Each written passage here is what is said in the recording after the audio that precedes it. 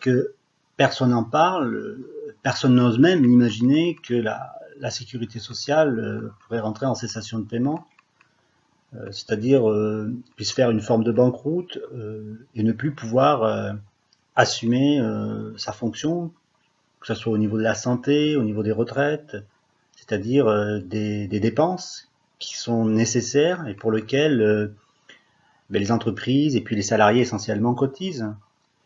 Pourtant, aujourd'hui, je crois que c'est pas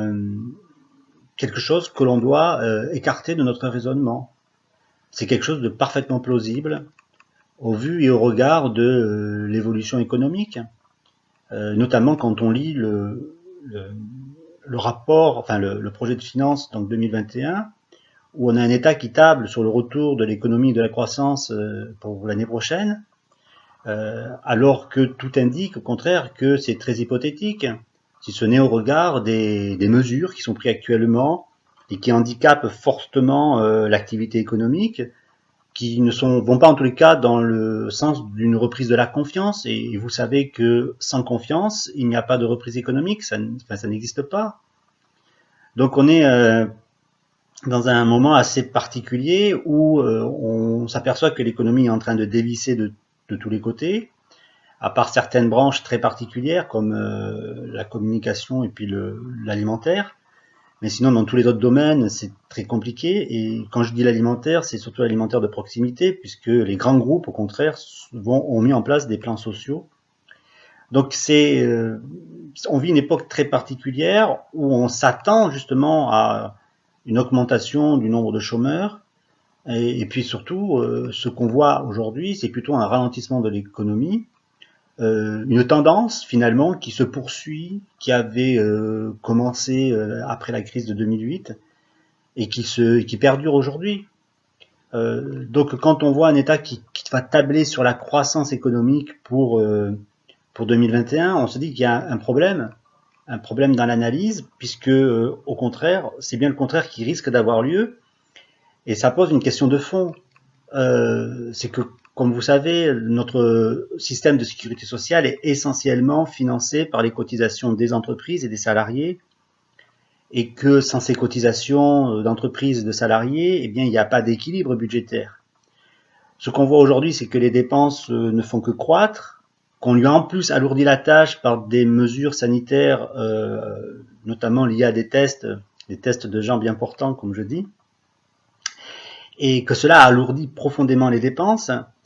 au lieu de concentrer précisément la puissance de notre système vers les malades. Mais bon, toute cette charge en plus finalement sur les structures de la sécurité sociale alourdit ces dépenses, alors même que ces rentrées, elles, ne sont pas amplifiées. Et ce qu'on risque de voir arriver, c'est une exponentialité des dépenses, une diminution des entrées et un déficit ou un emprunt qui ne couvre pas finalement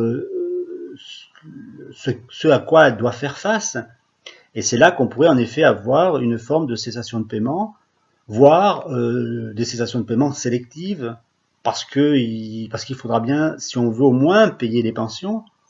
parce que je vous rappelle, pareil, que le nombre de retraités oublie peut-être, mais les pensions qu'ils reçoivent tous les mois sont dues parce qu'il y a des cotisations d'entreprises et de salariés, et que quand ces cotisations sont absentes, seraient pas là, eh bien, il est impossible aujourd'hui de pouvoir financer ce système. Je crois que dans l'avenir, il va falloir fortement réfléchir justement sur comment on peut financer un système de sécurité sociale. D'abord, je crois que il y a deux questions qui sont complètement disjointes. Celle de l'affiliation, qui est un droit finalement de l'homme à pouvoir être soigné, à pouvoir recevoir au moins un minimum pour vivre. Et puis de l'autre côté, le financement. Et quand on commence à séparer justement le financement de l'affiliation, eh bien, on se pose la question comment pourrait être financé un système de sécurité sociale qui est quand même un système de bien commun, d'intérêt général pour la société. Et je crois que la part de financement, justement, par des cotisations sur les flux financiers, devra forcément dans l'avenir se poser et en tous les cas s'accélérer. Or, vous savez que pour pouvoir justement fiscaliser les flux financiers, eh bien, il faudra contrôler les capitaux, ce que ne nous permet pas aujourd'hui les traités internationaux et ce que ne nous permet pas en tous les cas la forme que nous avons adoptée dans l'Union européenne. Donc ce sont de vraies questions finalement qui vont se poser à nous, c'est-à-dire sur comment justement pouvoir maintenir un système de protection sociale, de financement des pensions retraite, alors même que nous risquons de connaître une moindre rentrée de cotisation, voire une crise économique d'ampleur qui pourrait voir la base finalement de notre sécurité sociale s'effondrer, entraînant par là même peut-être, et en tous les cas ça serait la logique, des formes de cessation de paiement, en tous les cas localisées ou partielles. Voilà, c'est sur ça que je voulais faire ma vidéo, pour vous alerter un peu sur un sujet qu'on parle peu, que les économistes ont tendance un peu à mettre sous le tapis, mais qui est, je pense, au contraire essentiel dans un pays où quand même c'est un régime qui pèse 600 milliards dans notre économie. Ce n'est pas rien, c'est un enjeu d'importance, et je crois que s'il y a bien quelque chose qui pourrait entraîner justement une population à aller dans la rue, c'est s'il y avait des cessations de paiement de sécurité sociale, parce que ça serait une telle catastrophe au niveau de leur survie immédiate que la colère serait forte automatiquement. C'est sur un sujet, c'est pas très joyeux, mais que je vais vous dire très bientôt. Au revoir.